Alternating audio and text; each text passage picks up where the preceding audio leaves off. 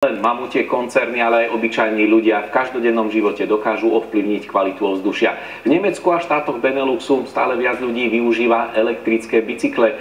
Chodia s nimi do práce alebo do obchodu. Mimoriadne populárne sú vo Flámsku, kde je cyklistika národný šport. Takzvané e-bicykle už dosahujú rýchlosť 40 km za hodinu. Miestni ich preto vymieňajú za auta alebo hromadnú dopravu.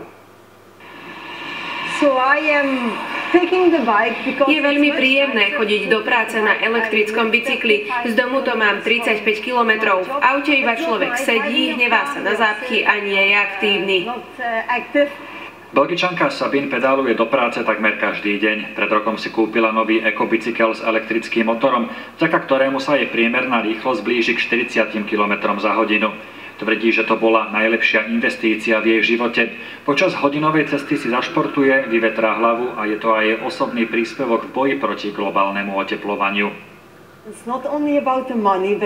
Nie je to iba o peniazoch, ale aj o ochrane životného prostredia. Tento bicykel neprodukuje žiadne emisie CO2. Elektrické bicykle sú v Belgicku veľmi populárne aj vďaka vládnym subvenciám. Za každý kilometr pri ceste do práce dostane zamestnanec o 20 centov viac na výplatnej páske. Ak denne prejde napríklad 30 kilometrov, investícia do bicykla sa mu vráti do roka a pol.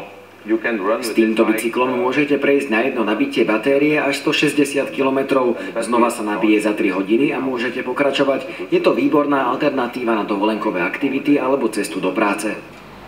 Podľa prieskumov si viac ako tretina Belgičanov myslí, že je to len otázka času, než elektrické bicykle nahradia tie obyčajné. S tým, ako rastie ich popularita, začala v krajine aj diskusia o bezpečnosti.